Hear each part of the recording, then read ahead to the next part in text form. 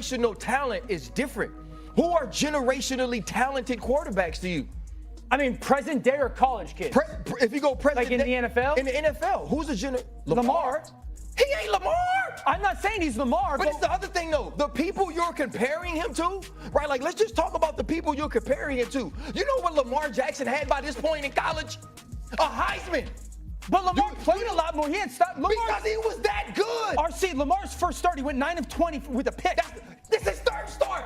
Stop saying it's against a real opponent. It's his third. Against a real opponent. And also, too. Okay, so we can go to year in college. But he hasn't played bowling. Because you know why? Because if you're Trevor Lawrence and you're a transcendent, generational quarterback talent, Kelly Bryant can be the income. Ryan Clark just snapped on Dan Orlovsky, and the ESPN studio turned into pure madness. Dan had the nerve to throw shade at Shedeur before the Lions even touched the field, and Ryan, he went nuclear.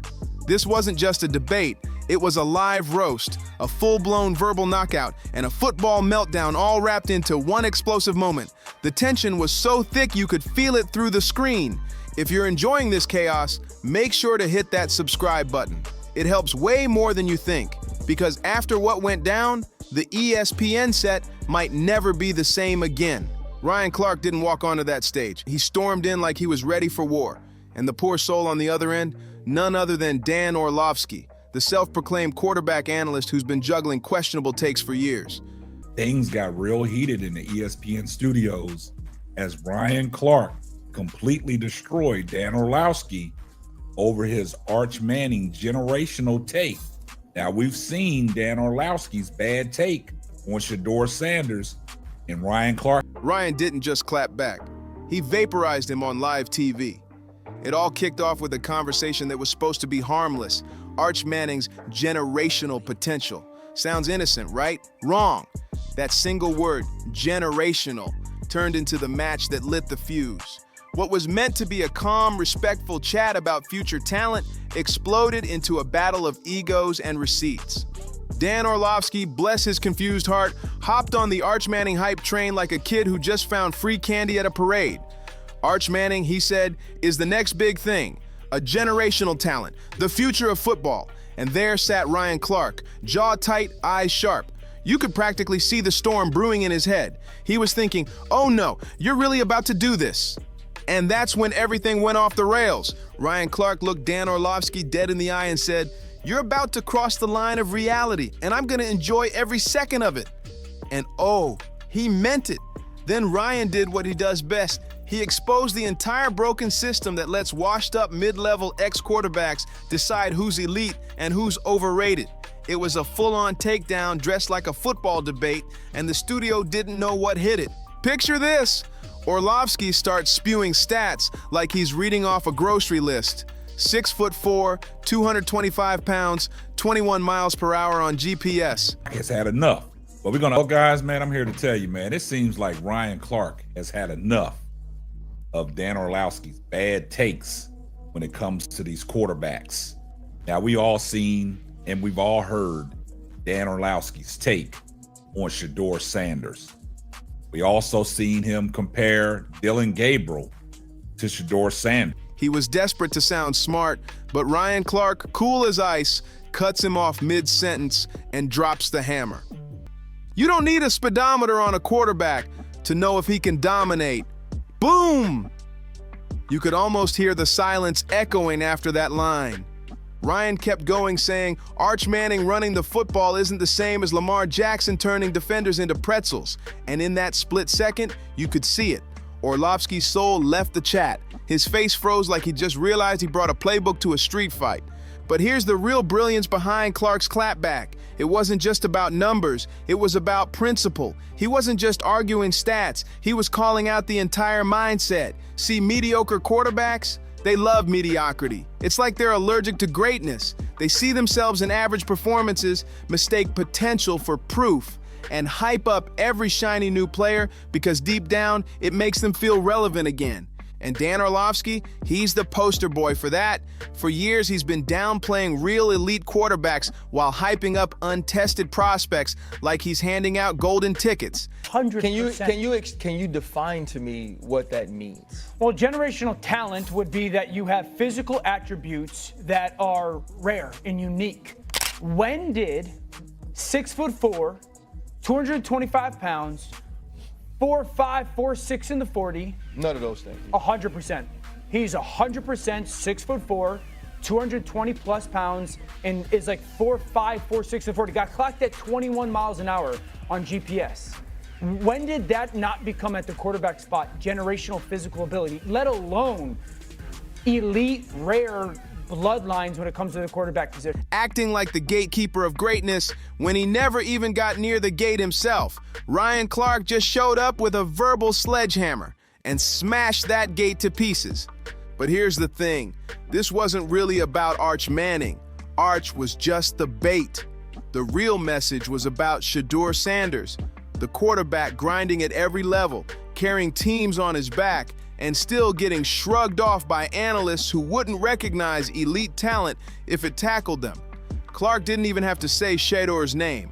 By ripping apart Orlovsky's logic, he exposed exactly why players like Shedeur get overlooked, while three-star hype machines get labeled generational. It was brutal and absolutely glorious. Now here's where things got downright spicy. Ryan Clark turned the heat up and went straight for Dan Orlovsky's credibility. And then came the line that's gonna live in sports media history forever. Ryan looked him dead in the eye and said, "I don't care what this little vest you wear on top of your nipples says." Boom. Mic drop heard around the world. The studio gasped. Twitter exploded. And Orlovsky just sat there blinking like his brain blue screened. The whole thing was pure chaos. Dan Orlovsky gets. He keeps on bigging up Arch Manning to make Arch Manning one of the greatest quarterbacks he's seen in college history. Now, there's a long list of quarterbacks that we can talk about in college that was great. But the thing about it is Dan Orlovsky's takes on these quarterbacks, because Dan Orlovsky was a quarterback himself.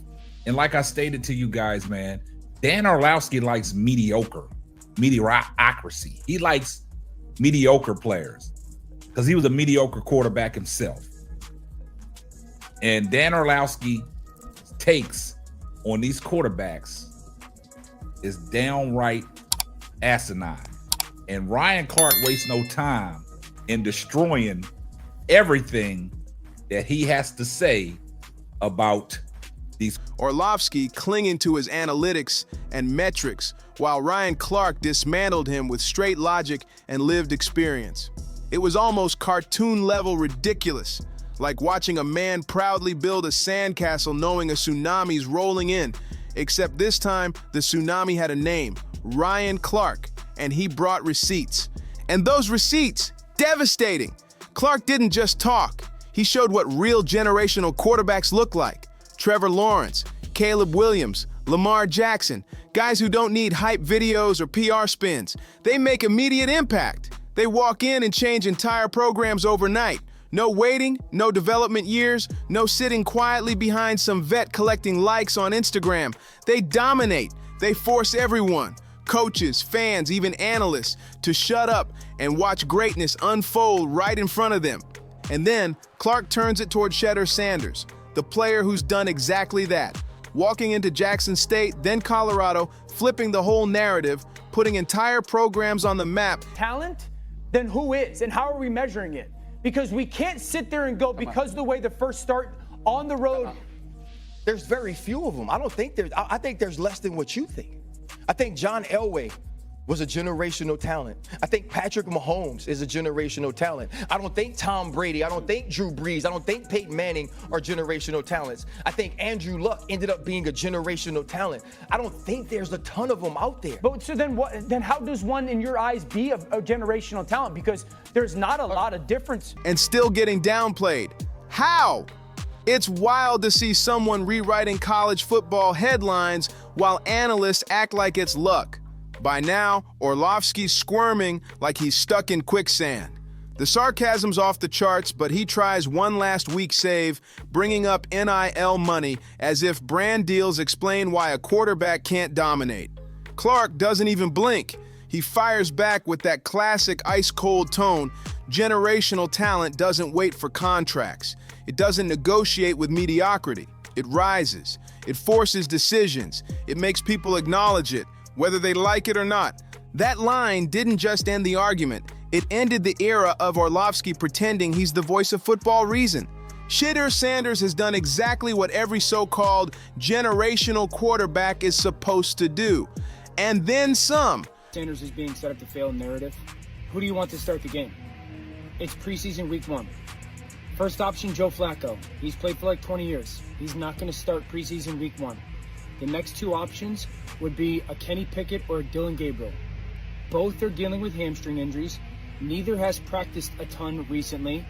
If they've done anything, I believe it's been 7-on-7. Who do you want to start the game? The next 2 options are Shedeur and Snoop Huntley. Shedeur's been there. Coaches have had no choice but to adjust their entire playbooks to his presence. Programs that used to be background noise are suddenly center stage because Shedeur stepped in and changed the whole vibe. Stadiums that were half empty last season are now packed to the roof. Fans screaming his name, cameras locked on him every snap. Meanwhile, Dan Orlovsky is still there, clutching that tiny vest like it's a security blanket, spitting out speed metrics and trying to convince people that hype means more than production. It's almost tragic. Almost. The real beauty of that ESPN moment was that Ryan Clark didn't just defend Shedeur. He exposed the entire broken system, propping up analysts like Orlovsky. He showed everyone how these media gatekeepers keep pushing the same lazy formula. Favor the name, hype the bloodline, ignore the grind. They mistake potential for proof, and they keep gassing up players with fancy last names while overlooking the ones who've earned every yard, every win, every headline. It's not subtle, it's straight up embarrassing. And the way Clark handled it, effortless. He didn't yell, he didn't grandstand, he just dismantled Orlovsky's logic piece by piece like a surgeon with receipts. Imagine being Orlovsky right then. You've built your whole career pretending to be the quarterback whisperer, tossing out stats like confetti, and suddenly, a man who actually played the game is calling out every crack in your analysis, live on air.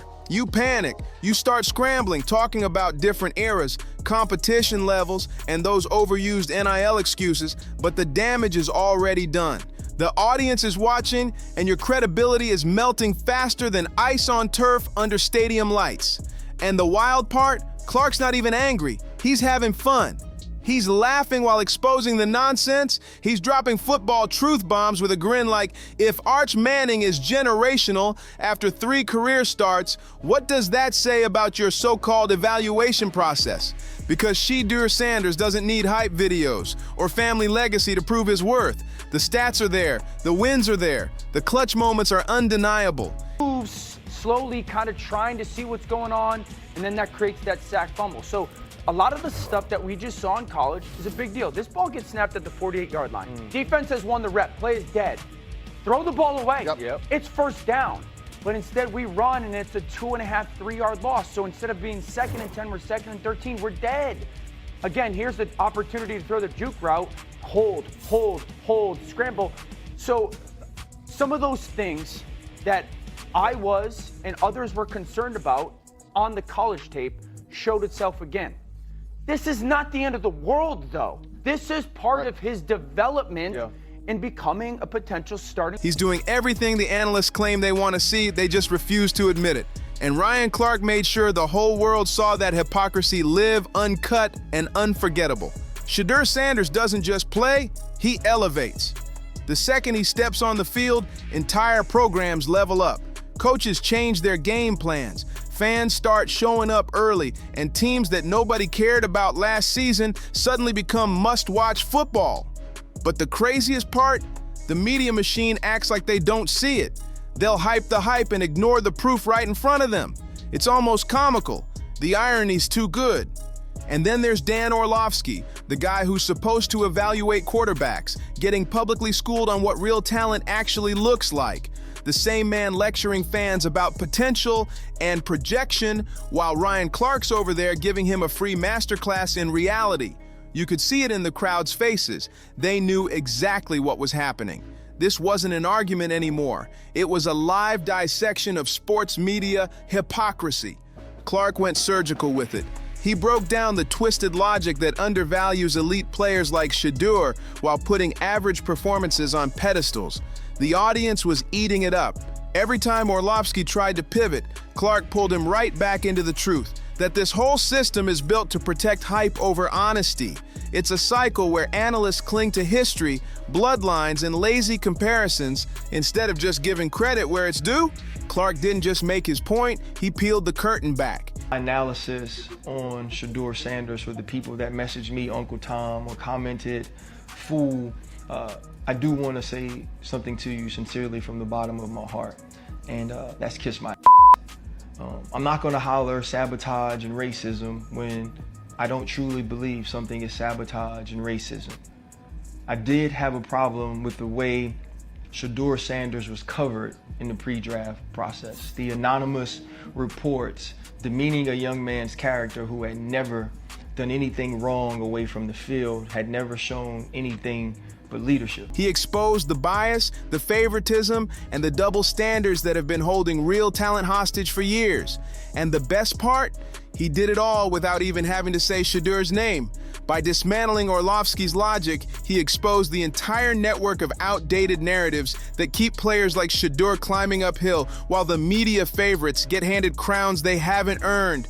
And then came the fallout. Orlovsky, sweating bullets, tried to recover by bringing up physical measurables, GPS speeds, height, whatever stat he could grab to save himself.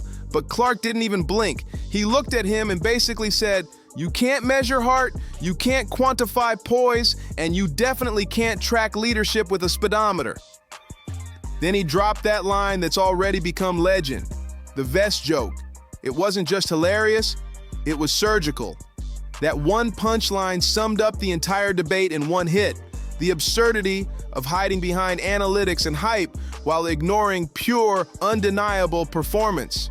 Clark turned that ESPN moment into a statement, one that said loud and clear, real talent doesn't need a spreadsheet to prove itself. Real talent doesn't negotiate, doesn't beg for validation. While Shedeur may not have had reps with the ones, what else do you want them to do in Cleveland? It's an opportunity for him. It may not be the ideal opportunity. Very rarely is it for a 5th-round pick, but it's an opportunity for him to go out there and do in a game what many have reported he's done in practice. Stop with the setup to fail narrative. And sure doesn't need hype to prove itself. And Shedeur Sanders is living proof of that. He walks into struggling programs and flips them like a switch. One season, he's dragging a team out of irrelevance. The next, he's got them trending nationwide. He makes clutch plays that turn doubters into believers and earns respect from teammates who've been in the game longer than he's been driving. And still, somehow, the media downplays him. It's wild, frustrating for fans, but honestly, comedy gold to watch play out on national TV. Then Ryan Clark drops the line, the truth bomb that left the entire studio quiet. You don't call someone generational after 3 starts. That's it. That's the mic drop. Because generational talent doesn't need time to convince people. It forces change. It dominates from day one. It leaves fingerprints on every game it touches. Just look at Caleb Williams, Trevor Lawrence, Lamar Jackson. They didn't need campaigns or excuses. They just showed up and took over. And you can add Shedeur Sanders right to that list. The man's doing the same thing, building programs, breaking expectations, and still getting side-eyed by analysts like Orlovsky, who's too busy staring at GPS data to notice the reality smacking him in the face. The irony is chef's kiss perfect. The comedy, even better. It's like watching someone try to measure greatness with a ruler, completely missing the point. By the end of that segment, it was clear. This wasn't just about Arch Manning or even Shedeur Sanders. It wasn't just about Dan Orlovsky either. It was about the system. Multiple teams, 32 teams, passed on him multiple times. And now you want me to say the one team that did decide to draft him doesn't have his best interests at heart. The thing is, he was a 5th round draft pick. 5th round draft picks get 5th round treatment, even if we don't feel like they deserve to be drafted in the 5th round. So you're gonna play with some guys who don't make the team. You know who else you're gonna play against? Some guys that don't. A system where analysts are supposed to bring context and truth, but end up spinning narratives, hyping the unproven, and disrespecting the ones who actually deliver. Ryan Clark dismantled that entire setup in one sitting. Calm, precise, and devastatingly effective. And the best part? He didn't even need to yell. No shouting, no over-the-top theatrics, just truth, backed by credibility and experience. Meanwhile, Orlovsky sat there trying to recover, tripping over his words, scrambling to explain away his numbers and hype. Every excuse fell flatter than the last. Watching it unfold was a masterclass in sports media accountability and pure comedy gold at the same time. Clark didn't just win the argument, he changed the conversation. It's like watching a slow-motion train wreck. If the train was packed with bad quarterback takes and Ryan Clark was out here lobbing truth grenades in every direction, you want to look away, but it's too good, too chaotic, too satisfying. By the time Clark wrapped it up, Dan Orlovsky's credibility was in absolute shambles. You could see it in the studio, you could feel it online. Every analyst, every fan, everyone watching at home realized the same thing. If you're trusting Orlovsky to tell you who's elite and who's not, you might as well flip a coin and pray for luck. Because real talent doesn't need hype. Real talent produces. Real talent forces recognition. And Shedeur Sanders, he's the living, breathing proof of that truth. And this is just my opinion, it's time for Deion to let go a little bit, right? It's time for, if you're saying this about Shedeur, you get to say that now because I'm not his coach anymore. If Shedeur is dealing with this certain level of adversity, yeah, I'm on the phone with him. Yeah, I'm in his room and we're having conversations. But when he goes to work, he has to go to work as a man, right? Shedeur Sanders is going to be leading dudes that were like you in the league, that were like you, that were like me. At the time, you had kids and were married. I had kids and was married. Chan, you was a grown man that said, I can go in the streets every night and I can come. That's why this moment isn't just another sports debate. It's a piece of sports media history. Ryan Clark held up a mirror to the entire system, and the reflection, brutal, hilarious, satisfying beyond words. So next time you hear an analyst gassing up some unproven 3-star prodigy while downplaying a guy who's been clutch from day one, remember this day. Remember the chaos. Remember the little vest moment that broke the internet. Remember Ryan Clark methodically, ruthlessly dismantling the credibility of a man who thought he could out-talk reality. Because here's the thing, the tape doesn't lie, the results don't lie, and talent always forces recognition.